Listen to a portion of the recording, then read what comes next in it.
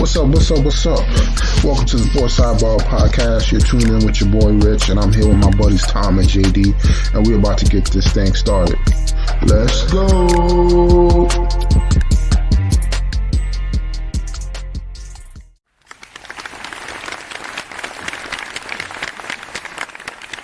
All right, ladies and gentlemen. Back with another one. Episode 70, getting close to that 100 mark. Closer to 75, making our way into triple digits. How's everybody doing tonight? Doing good, Rich. How you doing? I'm doing good, man. Not as good as you, man. I heard that little cough before we started, man. How you feeling, man? You all right? Oh, I'm good. Yeah. I'm fine. It's the the rest of the family that's a little bit sick, but nothing we can't handle. Nothing we haven't seen here before. Yeah, just a little common cold. Yeah. No, there's no such thing anymore, unfortunately. Yeah, it's crazy how things are changing. I wonder what it's going to look like 5 years down the line with everything going on now. So yeah, it's a good question. It's kind of crazy right now. Yeah, I think we need to hurry up and figure out these the light speed ships so we can get off this planet. No, you ain't kidding. So let's kick it off, man. We had week 17 wrap up at NFL. Nothing too crazy. The Giants do what they do. They get smacked up by the Bears. They hold on to that pick. Hopefully he's in they should be stuck in the top 5, but that second pick is gone. I don't know where it's going to land right now. Then we had the Jets, man. They almost did the unthinkable and beat the Bucks, man. Come on, you knew that wasn't going to happen. Your boy AB walked out so you guys could get the win. It was just crazy. So I was out on Sunday and watching via my phone. Got to a restaurant and threw it on. And as they're putting it on, like AB's they're showing a picture of him taking his shirt off and throwing it in the crowd. I'm like, oh. Like, this must have been pregame, and nope. Didn't really think anything of it. Guys bounce around there, without shirts on, to show how tough they are in the cold all the time. But this wasn't the case, apparently. Nope. He said he's out of here, man.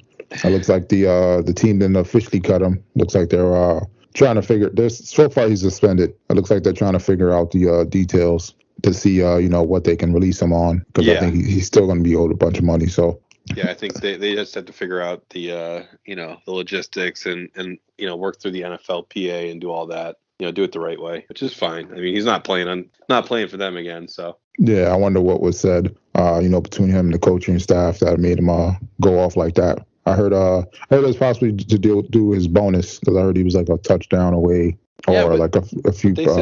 They said they wanted him to get back in the game, and he just refused. So I don't know if they had a spat earlier, but I've heard that, the whole bonus thing, but for $1 million, they needed that guy. So I don't think that they're really trying to keep him out for $1 million. That just seems ridiculous. Yeah, but it's just like he said, she said type of thing. Oh yeah, sure. We really won't know unless we were there. Yeah, might have to call Evans up to see what's going on.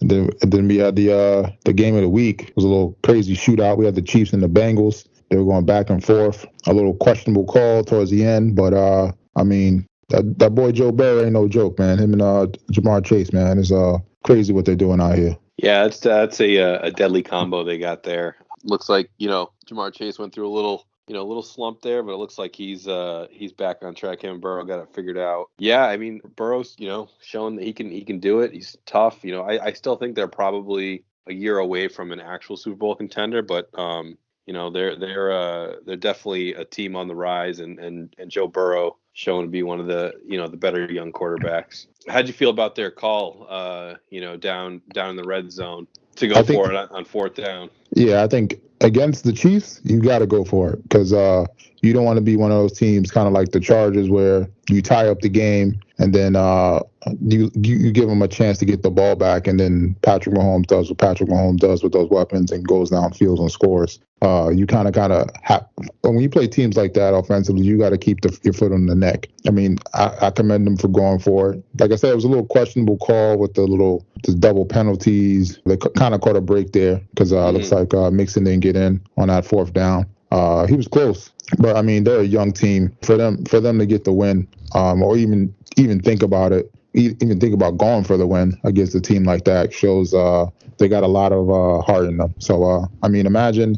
I mean, Joe Burrow's like the most sacked quarterback in the league. Imagine if he had a offensive line with those weapons. I mean, he'd probably be looking like the Chiefs. Like, I do agree with you. I feel like they're a year or two away. I think they're gonna, go straight offensive line, not straight, but load up on offensive linemen to protect Joe Burrow. And I think Cincinnati's looking like a great destination for some free agents. Being what they see what's going on over there. Yeah. And I like their jerseys. I love their jerseys too.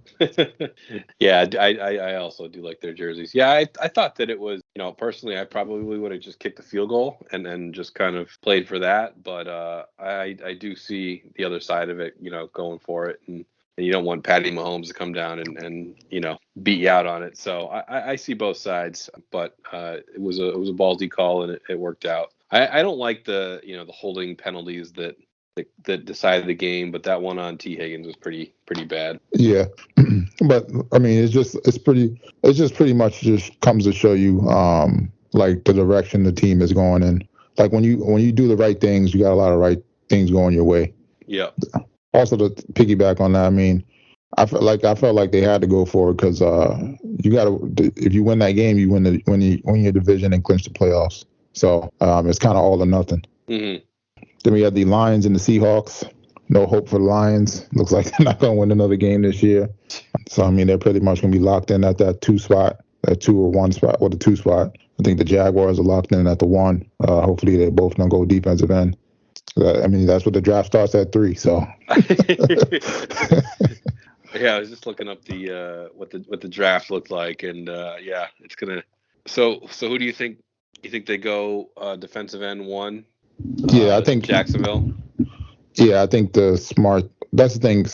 The smart thing for Jacksonville is to move back in the draft. But the thing is that this is not one of those drafts where there's a quarterback that people want. So the likelihood is that nobody's going to move up. Yeah. Then you have to consider to taking an offensive lineman at 1, or would you rather take the best player available? The best option is to take the best player available, and then you can still go offensive line later on in the draft, because I feel like there's a lot of some good offensive linemen you can probably get later. I think they have another pick in the first round where they can get another offensive lineman. And out of these top 3 defensive linemen, I mean, you definitely want to get one of them. I think the drop off is pretty far from those top 3. So I mean, I feel like 1, 2 is going to be defensive lineman. I think 3 will probably be offensive lineman. I think you guys will probably go a defensive lineman, the third guy, and then we're going to be. Giants gonna be shit out of luck, and we're gonna have to go offensive line for both picks. But I mean, there's some other players. The cornerback from LSU, Stingley, he's pretty good. He's a shutdown corner. And then we got the safety from Notre Dame, another big safety.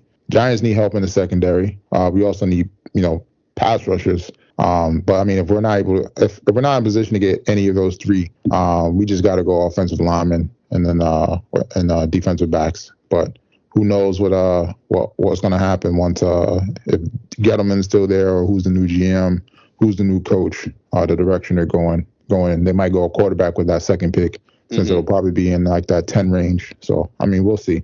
Yeah, I think there's a lot of different ways you can go. I've seen 2 defensive ends going first, and then the next 2 would be cornerbacks, Stingley and the kid from Clemson. I've seen Kyle Hamilton from Notre Dame, safety, moving up the board. Yeah. And then the O-line, Evan Neal, Tyler Linderbaum, they got he's a big kid. He is. And then what's his face? The linebacker from Georgia has been moving up the board too, Nakobe Dean. Yeah, so, but he's a little small, but he's kind of like a from Chicago, Smith. So Raekwon. Yeah, so I don't know if the Giants really need linebackers like that. He will be. That's the thing. You can't go wrong with great talent, but I mean, we got a lot of holes to fill, especially on the offensive line. So, and possibly quarterback. And we just gotta figure out this offense, man. This is just a shit show. So, I mean, we can't even run the ball. So you get Saquon, who runs for 2,000 the first all purpose, has 2,000 yards, and then he has an injury, and then all of a sudden the offensive line goes to shit. And now you're running the ball 4 times. It's just like the offense just has to be figured out. Yeah. Then we had the Browns and the Steelers. I mean, looks like the Browns are done. Looks like the Steelers might get in, but Big Ben is calling a wrap. I think he was saying that. I don't know if he's playing the next game. I think he said that was his last game. So. Oh, this is the last game in Pittsburgh. Oh, he was making it seem like he's not coming back at all, man. He was like, no, because even if they make the playoffs, they won't get a home game. So yeah, that's pretty much it for him. They need can they get in? I think they need some teams to lose, and well, the Chargers and Raiders are playing each other, so they need, obviously one of those teams is getting in, the Raiders or the Chargers. So then they need the Colts to lose. Yeah, and then they need the Chargers and the Raiders not to tie. So yes, it's going to be a madness going back and forth this Sunday from game to game. And the Ravens are technically not out of it either. Yeah, which is crazy. Because if they get in, I mean, if Lamar comes back, that's still a dangerous team despite the injuries. So. Oh yeah, for sure. We're just gonna have to wait and see. It's gonna be Wild West with I love this Sunday. I wish the NFC was a little more like the AFC. Yeah, because really it's San Francisco wins, they're in, and it's all set. But if they lose and the Saints win, then the Saints can get in. But yeah, everybody's pretty much locked in. Yeah. For the NFC side. Yep. Then we had the Packers and the Vikings. Not too much there. Packers take care of business. Yep, locked up the 1 seed. Yep. So I mean, they can pretty much rest up for the next game, but I doubt they will. Even though it's against the Lions, that would be I bet Rodgers doesn't play, and I bet even if they do play, if Devontae Adams and company play, they only play a few series. There's really no point in trying to get these guys hurt, and Rodgers could use a couple weeks to rest his toe. So yeah, I figure you almost get like 3 weeks off, and I understand like you want to keep these guys fresh, but a guy like Rodgers and Adams, I don't think they need it. Oh yeah, maybe Adams might play just because the pad the stats, but other than that, I don't think it makes sense for them to play. And I think it makes sense for Green Bay to let Love play to get some more like in-game experience. Being that your boy Aaron Rodgers and Adams is probably not going to be there next year. Mm-hmm. And, my hot take is that they're going to Miami or the Seahawks. The reason why I picked Miami is because they got a great defense, and I think that with you pair Waddle up with Aaron Rodgers and Adams, that's dangerous. And I also see I wouldn't mind seeing Odell go there to Miami, just because the huge Miami pick people was complaining about when he was with the Giants. Uh-huh. Now he can stay down there in the sun, have fun, and then catch passes from Aaron Rodgers. But I also think they need a running back down there in Miami. So it's gonna be interesting to see what they do. Yeah, they like you said, they got a good defense. I feel like their offense is close, and I think a good quarterback could make a huge difference.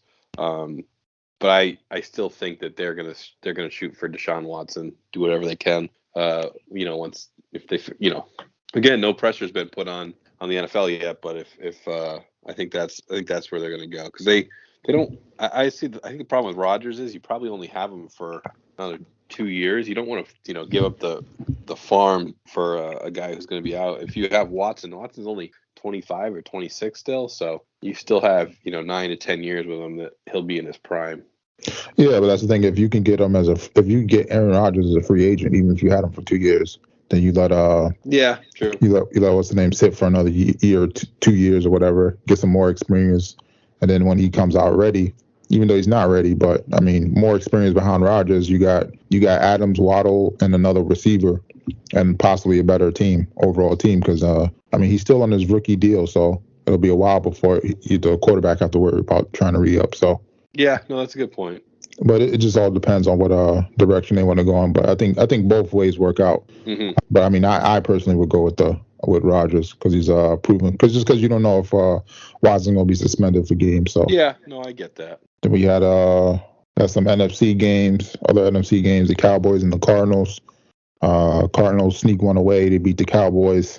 I don't think the Cowboys are gonna get too far in this playoffs, man. I don't know if I feel like they're not taking it serious. Yeah, I kind of have the same feeling. I don't know if it's not serious, but they're just like, seems like they just like go through the motions in some of these games where like, it's like a 3-and-out and they're just all like, it's fine, whatever. They had a chance to put some pressure on the 1 seed on Green Bay, which is like huge now with only getting 1 bye, and I felt like they just let an inferior Cardinals team take them down. And credit to Cliff Kingsbury. I thought on the last drive he called a perfect drive to close out the game.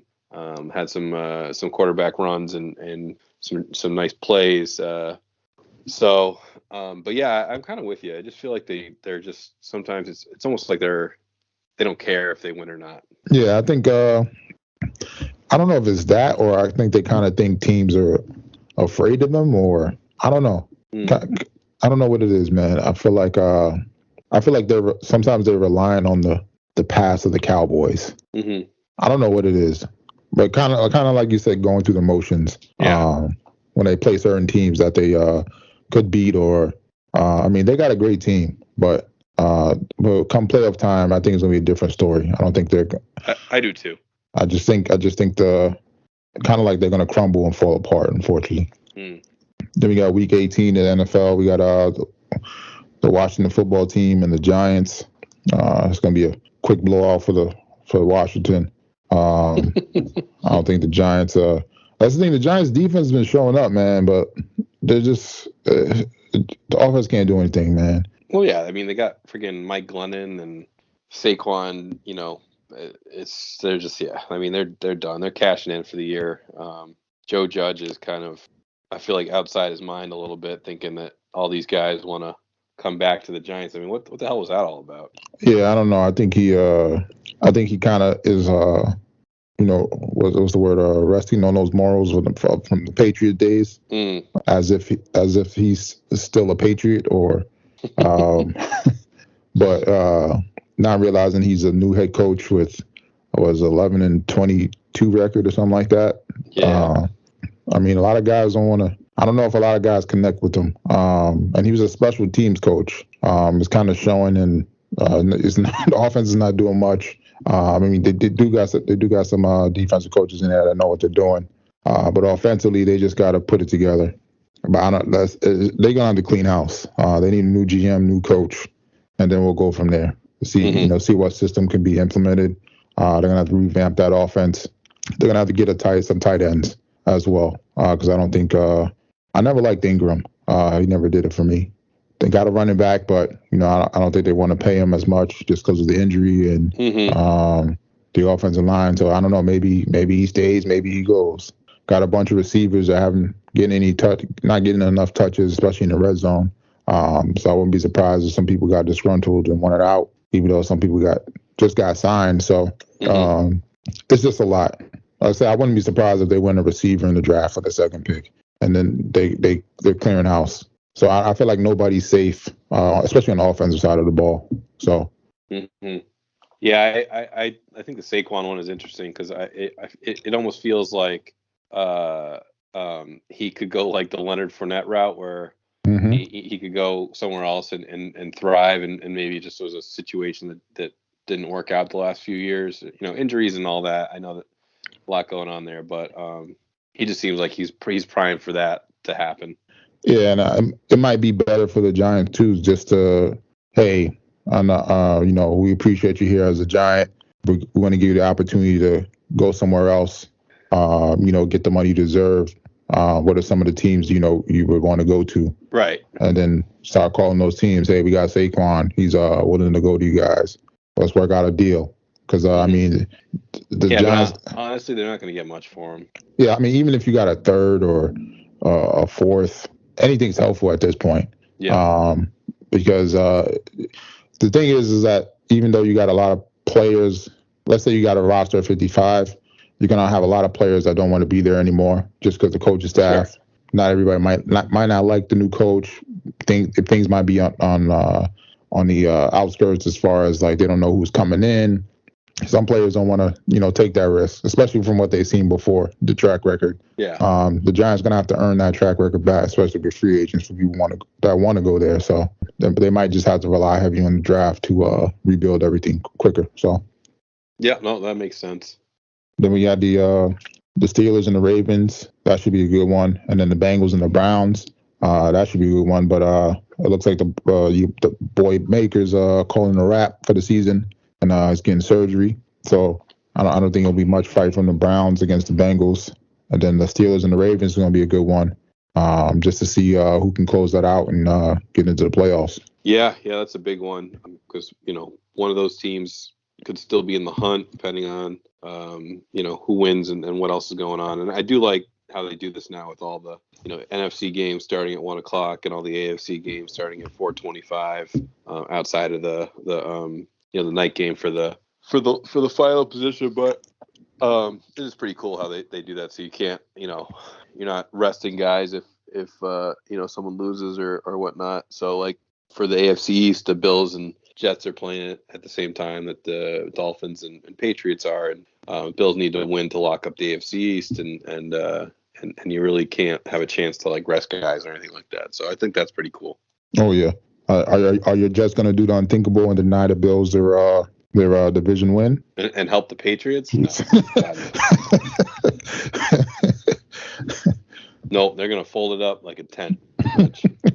But I mean, those are going to be some interesting matchups. Because I mean, the Jets, they're not obviously not a great team, but they have played hard, the last few weeks when they could have easily just packed it in and called it a year, a month ago. Yeah, I feel like the past few games they've been leading, and then they gave up the lead at the pretty much the last drive. So I mean, they've definitely been in games. And then they got some guys on the roster. They got some guys out. So I mean, I feel like you guys are more farther ahead of us in the rebuild than the Giants ever will be right now. So yeah, I think that the Jets aren't far from being a fringe playoff team. I think a couple additions, another year under Zach Wilson, learning. I think they can be competitive next year. But as much as you like to see them win, like as a fan, I want them to lose this week so they can solidify that draft pick and build that team for next year. Yeah, pretty much. Until your team picks somebody that you have no idea who they picked, and you're like, what the hell? Yeah, like the Giants do. Yeah. Then we talked about the Chargers and the Raiders. That's gonna be might be one of the game of the week. Because they're pretty much playing for playoff spots. So who do you like in that one? I've been discounting the Raiders for most of the year, and they keep coming back to surprise me. I felt like Derek Carr played well against the Colts, and he seems to be making some big throws down the stretch of these games. Maybe not as bad as I thought he was. Defense has been playing pretty good. So I still, in the end, I think I'm going Chargers here. I think they're the better team, so I do like them this weekend. Yeah, I think they finish it up strong and then get into the playoffs. I think their defense shows up big for them, even though they been struggling this year. And then because I think I would love to see them in the playoffs more than the Raiders. I would love to see let's say a Chargers versus Bengals matchup in the playoffs, or rather than the Raiders. Yeah, I feel like the Raiders are kind of in disarray. Even despite the players been playing well, they got some veteran players in there that know how to play the game. So it's going to be fun to watch. Yeah, no, I agree. Those night games for playoff spots are fun too. Oh yeah, and then we didn't talk about it too much. Your boy John Madden passed away. What was your favorite Madden game? Oh, my favorite one. I'll tell you the hardest one. I think it was the Ray Lewis year, and I know because we used to play it all the time. Oh, I love that one. That was my favorite one. 04 or 05, I forget. With I think the passing 05. cone. It was 05, yeah, the passing cone, and I just remember you and Messer with some epic 60-minute games. Me and Messer used to go at it. Me and Messer used to do like the franchise mode and and do like a fantasy draft. I know. So that's the only way he likes to play. He likes to fantasy draft his team, and do that. But yeah, that was the hardest one. My favorite one, probably Sega Genesis, Madden '96. Oh man, was that one? I'm trying to think. It had the bigger cartridge. Yeah. obviously Madden was on the cover. I don't know, for whatever reason, I just remember that game. It was it was when the Packers Packers were good. They won the Super Bowl that year. Mm-hmm. John Elway. I just remember playing with certain teams. Jim Kelly from the Bills. Yeah, I don't know. That one just sticks in my head when I was a kid. Oh, I remember. I think it was like, what was it? 2003. Hold on, I'm trying to think. 2000 or 2001. I hated that one because I remember. Yeah. I remember I used to play and people used to pick the Vikings and they just do a freaking Hail Mary to Randy Moss every play and you could not outrun him. Like you couldn't prepare for it. He just kept catching it. Yep. No, I remember that one. That one. Yeah, I do remember that one. That was Dante Culpepper just chucking it down the field. Or Dante Culpepper was just chucking it down the field. Oh, the 2004. That was the one I was thinking of too. I love that one. With Michael Vick. Yeah. Yeah, and he was just like he was unstoppable on that. You couldn't stop him. Like it was.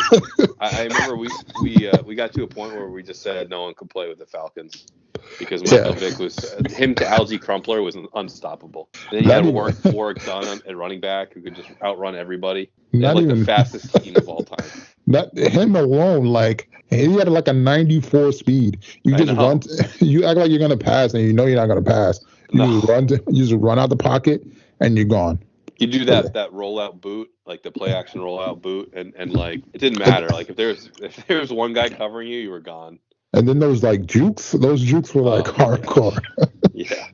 Ankles were broken. Crazy. But yeah, that was I think we kind of hit the Madden video game like right on time. We started with it when we were kids and then all the way up through college. But I still kind of remember him doing some of the big broadcasting games, him and Pat Summerall. Yeah. And those were always like the game of the week.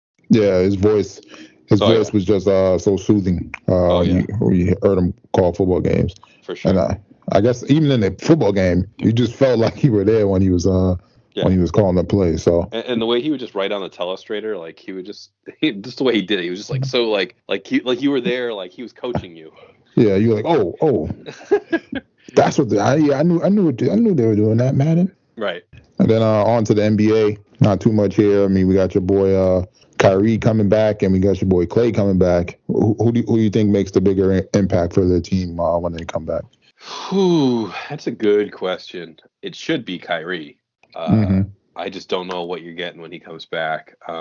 I think that he's probably the bigger impact because they probably need him more than Golden State needs Klay at this point. But I think Klay will give the Warriors a lot more depth to do different things and to get Steph some more time on the bench to take the load off of Wiggins and Poole but I think Kyrie probably has if there were like a war for basketball, I think he brings more to that team. Yeah, well, I think that makes sense. Yeah, I think immediately Kyrie makes a bigger impact because he's much more needed. But I think in the long term, I think Klay will come playoff time because I think it'll relieve some of the pressure from Steph to score, and then it also helps them spread the floor as Klay gets more and more in NBA shape as we go through the season. So it's gonna be interesting, man.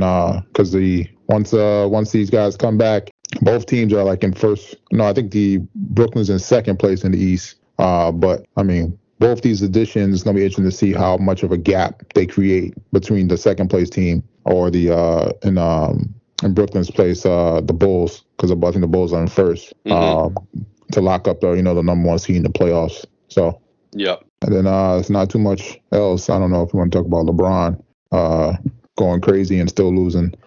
No, Lakers are just a little bit of a mess right now. I mean, that's all I got on them.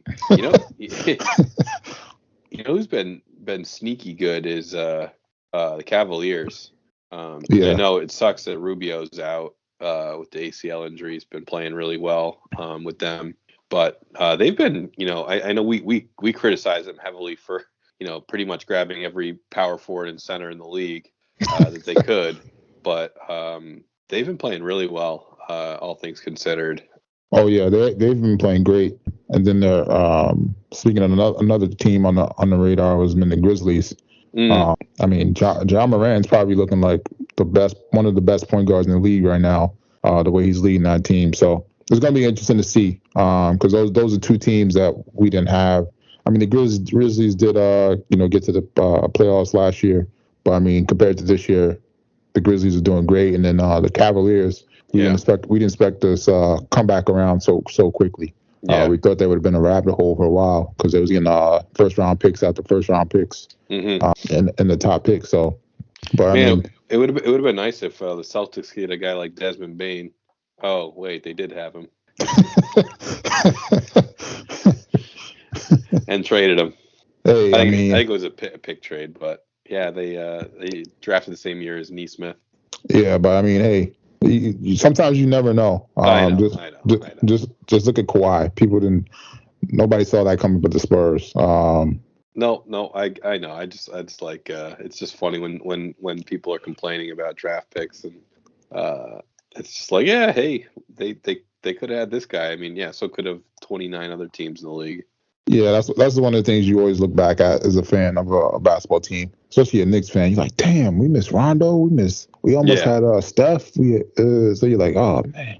We had college football. We had the first round of the playoff games. Nothing we didn't expect. Alabama moves on. Georgia moves on. Looks like we're getting Alabama Georgia Part 3. The threequel, the sequel.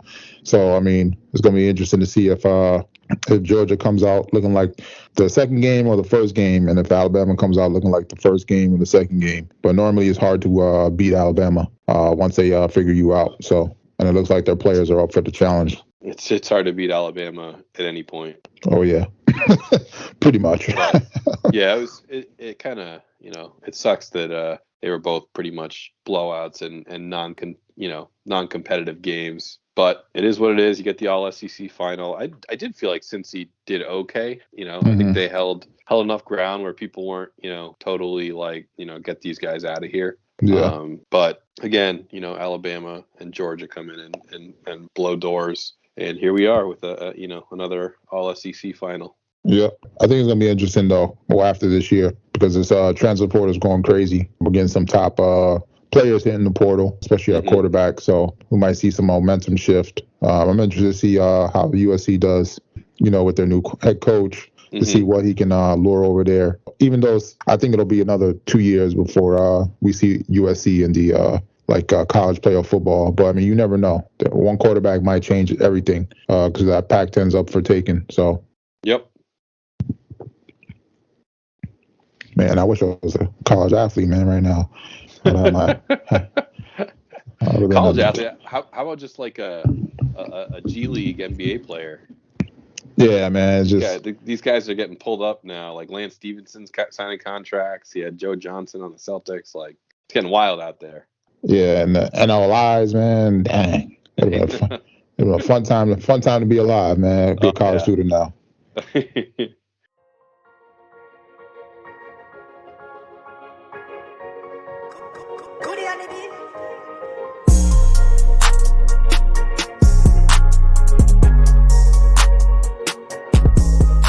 That time again, ladies and gentlemen. We got another edition of JD's Bites and Brew. What you got for us? All right. So for today, I went back to cold up here again. Go figure. And so back on the soup season here. Okay.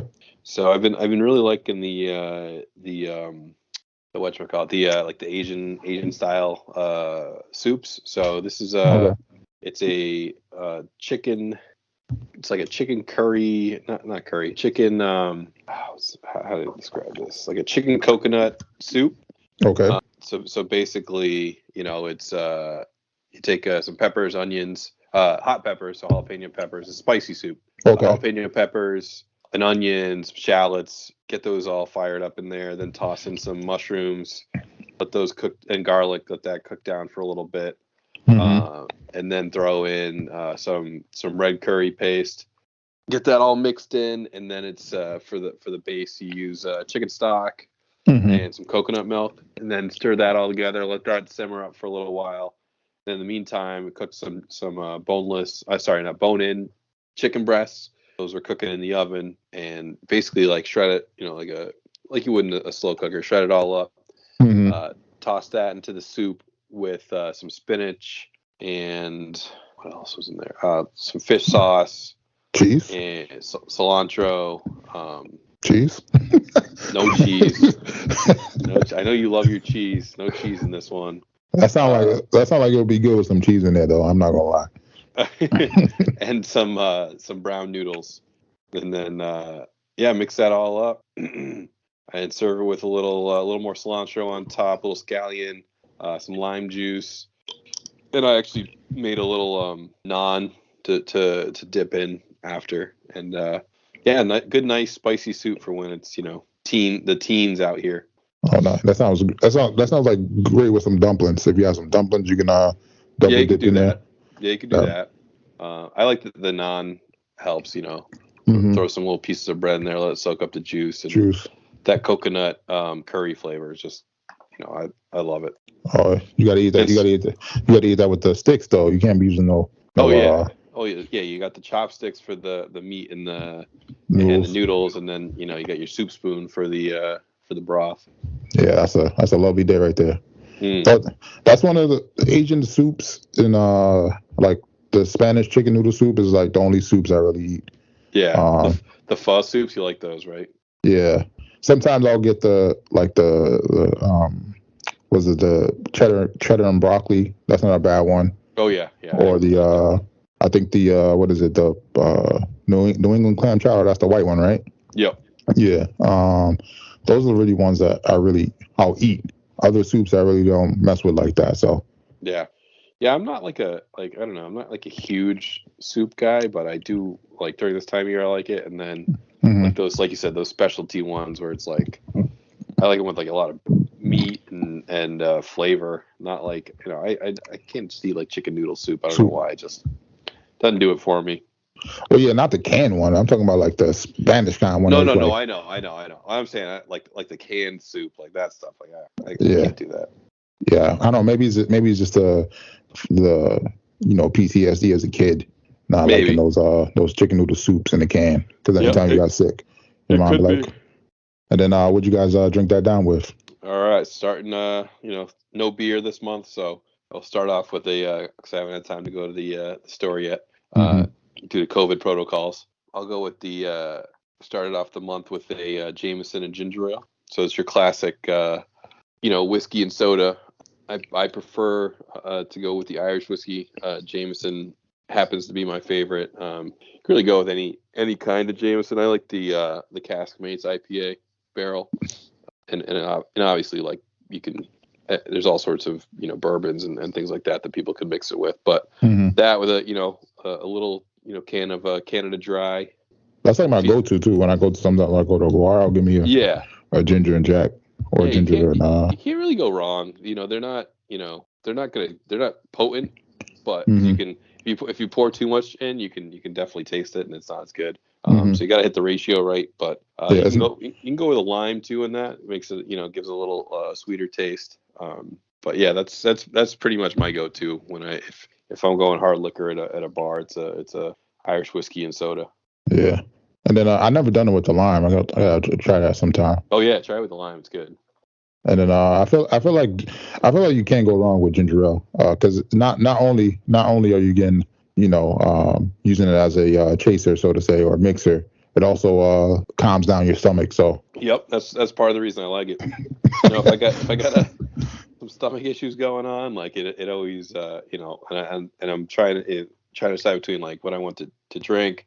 Like I'll probably hit that first anyways. Just like you said, get a little ginger ale in your stomach, calm everything down, and then you get the Jameson side effect. Oh yeah, but I feel like those can also be creepers too, because I mean, when you mix it right, you really don't taste. No, you can't taste the whiskey. Yeah, so it goes on super smooth. So it's funny because whiskey is like I feel like one of the liquors, potent ones that you can smell and you can, but for whatever reason, like with a ginger ale in there, you can't taste it if it's done right. Yeah, I'm interested. I just thought of a frozen drink. Make that as a frozen drink. Make it like a little frozy. Yeah, That might be pretty good, actually. wonder how that would be. Well, if you go on like the Jameson website, they give you like a million different ways to make a drink with it. I've tried a couple of them. They're usually pretty good. Oh, really? I got to go Yeah. on there. I got to check Yeah. those out. Yeah. I feel like there's nothing that doesn't go with ginger ale. And then I guess that's JD's Bites and Brew, everybody. We got some BRRs this week. This week we had watched a few stuff. Outside of that, Spider-Man, they cracked the top 10 grossing of all time domestic. They're at like 610 mil. They're 12th all time for worldwide during COVID too. So I sent a message in the group text. We have a little frustrated about this because now everybody's going to want to send everything to the movies now instead of giving us these at-home options since Spider-Man made so much money. Yeah, and it's funny because, like I think I told you guys a couple weeks ago when I was trying to grab some last-minute Christmas presents and didn't realize that Spider-Man 2 was out, and I'd never seen the theater. I was trying to park kind of near the theater, and I'd never seen the parking lot so busy in any year that I've been there. So probably not helping with the COVID spread, but and I know me and you are more on the side of like, let's get these movies out to out to TV immediately or as soon as we can. That's not going to help us. No, but the thing is, I think it'll lessen the time movies in the movies. Yeah. But there's no telling with Spider-Man just because they're already at a few billion or about to hit a few billion. But then it's been out like almost 2 weeks now, 2-3 weeks. So I normally a movie should last in the movies probably like 2 months. Then it's gonna hit the streaming services or DVDs. Mm-hmm. So, but the Disney could double dip though because they can put out a Marvel movie for like 2 months and then do like another month on Disney Plus where you pay for it if you want to watch it again. Yep. And then put it out for free, a few months down the line. So it's going to be interesting what Disney does and to see who follows that trend. But I think Disney's the only one we have to worry about going to the movies to see movies. Mm-hmm. Hopefully, but you never know with some of these other people. They think their movies the bomb because you got a bunch of actors just like the other movie Don't Look Up. They had so many like big name actors in there. You might be able to get a movie like that and say, hey, if Spider-Man made $1 billion, and they feel strongly about their movie, maybe they feel like their movie can make 500 million in movies. Who's to say it will or won't? But that's why that might be some of the stance that some of these production studios take. So yeah. No, you're right. It's I feel like the Marvel movies are pretty much a slam dunk. You can save those for the movies and the theaters, and people will go see it, no matter what's going on in the world. But I think you're right for kind of those mid-level movies. Maybe it makes sense to do like a couple weeks and then out, but you can't really say that because then people just wait. So I don't know what the best route to go on that would be. Yeah, that's the thing. You got to have I feel like you got to have like a following. It has to be like something. I don't want to say like a sequel to a movie or something like that to really get a better view of like how well it's going to do in the movies. But but like I said, I just hope this doesn't slow down the at-home options for some of the other movies. So stuff I've seen Don't Look Up. I thought it was okay. I didn't see how funny. I didn't see how it was that funny compared to how Tom was talking about it. Yeah, I didn't think it's definitely like they try to add some humor into it, but I definitely think that they were just kind of like taking a shot at what's going on, I guess politically now, where like if you can't see it, it's not happening kind of thing. Yeah, and just like how two sides can separate the way people, I guess, look at things so quickly. Yeah, but that's the thing. Some of the comic like relief seemed a little off to me.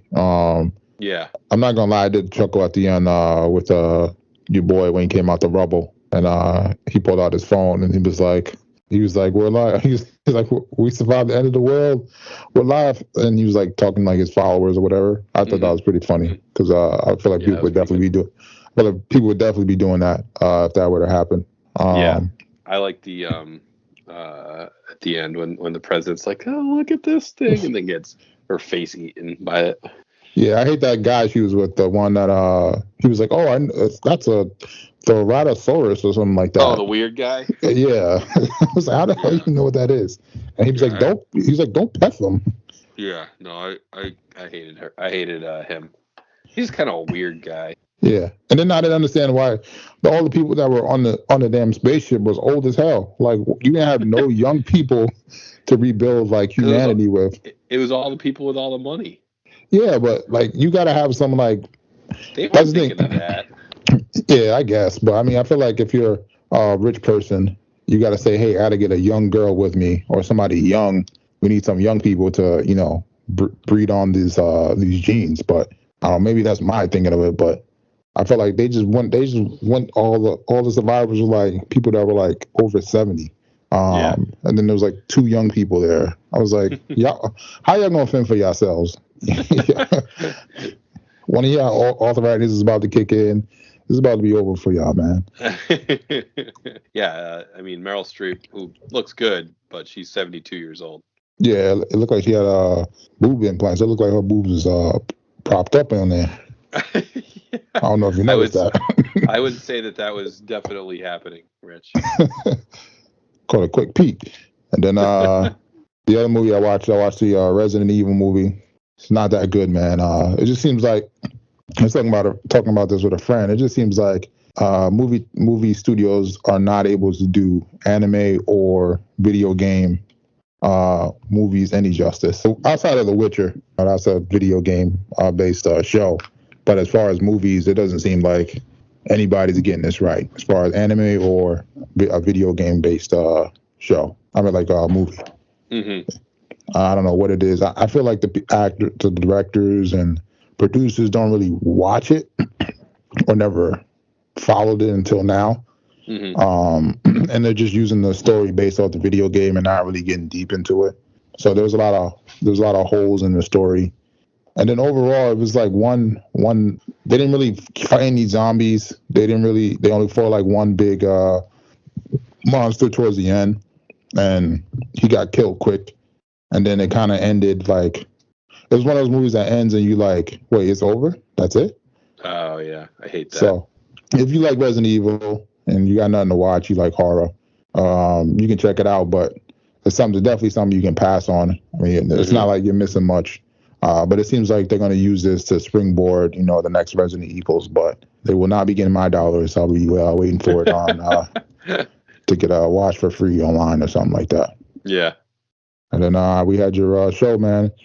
Yellowstone season finale. How was it, man? Yeah, I had high hopes coming into the season and started off with a bang, and it overall I'd say it was pretty slow, a slower season. Um, I think the finale had I just I feel like there's too many storylines going on right now, and they're trying to like stay on top of all of them. So I think that the finale again was a little bit slow, maybe a little bit predictable on how it ended. I don't know. Did you watch it already?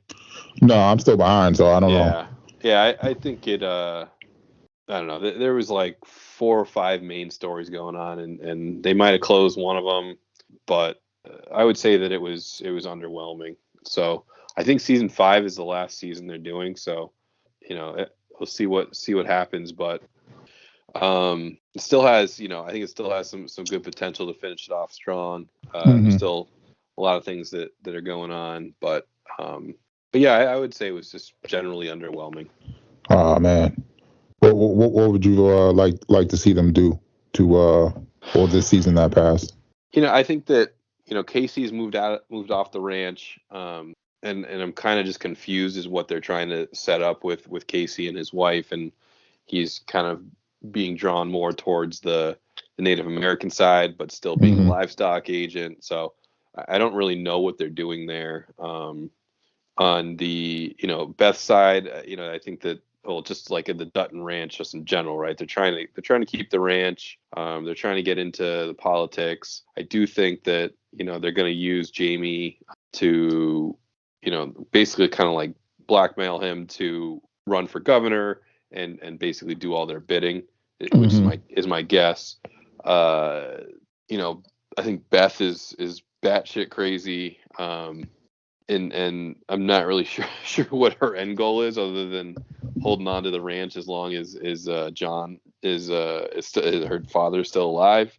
And then after that, it seems like she's totally down with just selling it and getting rid of it and probably moving to Hawaii or something.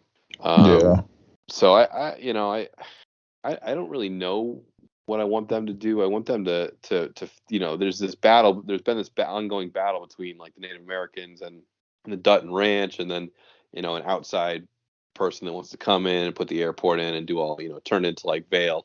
So I want to see that kind of play out and see where that ends. I felt like this past season they could have done more with like the them trying to kill the Dutton family at the end of season 3, and instead it kind of just turned into this like oh, it was a guy in jail, oh, it was the guy, someone had said something to the guy in jail, and then he just does the bidding of this guy, and then they killed all the militia like within the first 2 episodes, and it was like, oh, that was really it. And it was just like, I don't know, it's kind of, I thought there'd be more like a deeper plan, right, into why they were trying to kill all the Duttons, other than it was just like some guy didn't like them and hired a guy in jail to do his bidding for him. Right. So, do you think anybody will get like a spinoff or? Oh, they already have 2 spinoffs. They have the 1883, so that'll be like the pre, how the Duttons got their ranch. They're already kind of starting to tie a little bit of that in. Oh, okay. And then the 4-6 where Jimmy's at down in Texas. That's definitely going to be a spinoff. So I think those will be the 2. Gotcha. I feel like the 4-6 would be a better show than the other one. 1883. Yeah, I've seen the previews for 1883. I got no interest in that. I'm not watching the 4-6 either because I can't stand Jimmy. But that's another thing. Yeah, but I guess for the people that like either character, it gives them an option of stuff to watch. So, sure. And then I watched the what's the other movie? Unforgiven, the one with Sandra Bullock. I like that one. That was pretty good. Kind of expected. I don't know. Did you see that one or? No, I saw it on the scrolling through. Yeah, that's a good one. I feel like she doesn't really do much stuff that's bad. I feel like most of the things she picks is good. I felt like it was a little bit short, without giving it away. But I did predict what happened in the movie. I don't want to give it away. Definitely something you want to check out. Quick watch if you're looking for something good. As far as movie wise, it's like a drama pretty much. This lady gets out of jail. Sandra Bullock's character, and kind of has to go back to the town she was brought up in, and has to deal with the scrutiny of the crime she committed. Yeah. But some turning events happen. You discover some new things. But overall, it's kind of one of those movies like it's okay. It's not a bad movie. It's not a great movie, but it's one of those what we call in my community mids. But it's definitely something you can check out if you're looking for a movie to watch. And then there was some other stuff I'm still going through. I want to check out the Yellow Jackets. I heard that was decent. I think it's about people that are stranded somewhere. They might have to start eating each other or something like that. I don't know. I've been hearing a bunch of different stuff. But I heard about that. I heard that was good. Yeah, I'll probably check it out. And there's some other ones that came across my radar that I wanted to check out. Then I think that's pretty much it. All right, ladies and gentlemen, until next time. All right, until next time, Rich. I want to thank y'all for rocking out with your boy Rich, JD, and Tom here on the Sports Sidebar Podcast. Give y'all something to ride out on.